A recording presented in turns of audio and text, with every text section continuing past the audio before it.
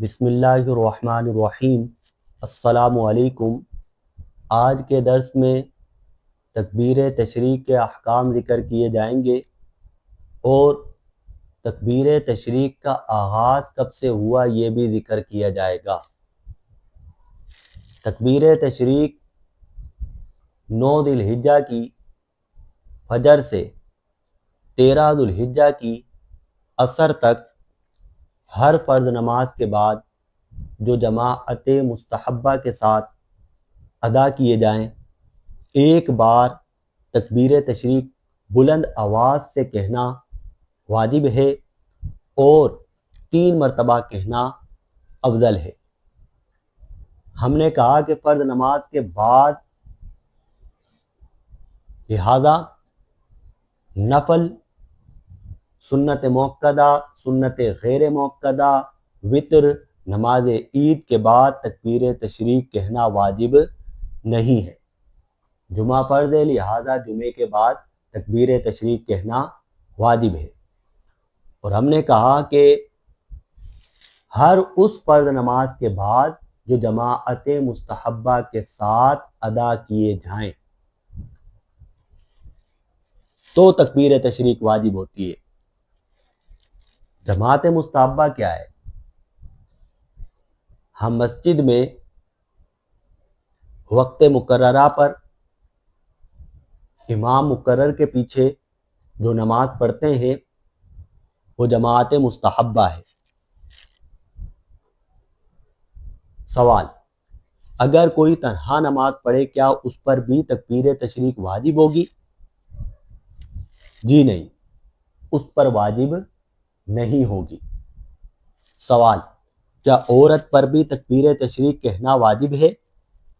جواب: عورت گھر میں تنہا نماز پڑھتی ہے، لہذا اس پر تکبیر تشریق کہنا واجب نہیں ہے، لیکن جمعے میں بعض جگہ اہتمام ہوتا ہے، عورتیں حاضر ہوتی ہیں، لہذا اگر نماز جمعہ عورت جماعت سے ادا کرے گی تو اس پر بھی تکبیر تشریق کہنا واجب ہوگا۔ ہم نے کہا کہ ایک بار بلند آواز سے کہنا واجب ہے، لہذا اگر کوئی اس فرض نماز کے بعد جو جماعت مستحبہ کے ساتھ اس نے ادا کیے تکبیر نہیں کہے گا، گناہگار ہوگا۔ اسی طرح جو شخص تکبیر تو کہے، تکبیر تشریق تو کہے، لیکن بلند آواز سے نہ کہے، وہ شخص بھی گناہگار ہوگا، کیونکہ ایک بار بلند آواز سے تکبیر تشریق کہنا واجب ہے۔ تکبیر تشریق کا آغاز کب سے ہوا؟ حضرت ابراہیم خلیل اللہ علیہ السلام نے اپنے فرزند حضرت اسماعیل ذبیح اللہ کو لٹایا ہوا ہے، چھری رکھی ہوئی ہے گردن پر۔ حضرت جبریل امین آسمان سے آ رہے ہیں اور کہہ رہے ہیں اللہ اکبر اللہ اکبر۔ حضرت ابراہیم خلیل اللہ نے جب آسمان کی طرف دیکھا، سمجھ گئے کہ امتحان کا وقت ختم ہو گیا، تو انہوں نے کہا لا الہ الا اللہ واللہ اکبر۔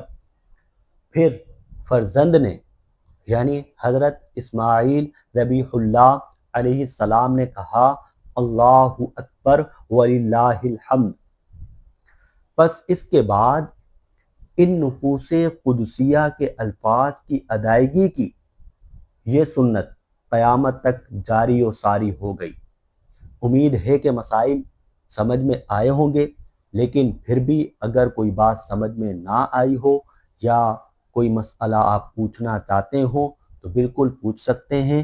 وآخر دعوانا ان الحمد للہ رب العالمین۔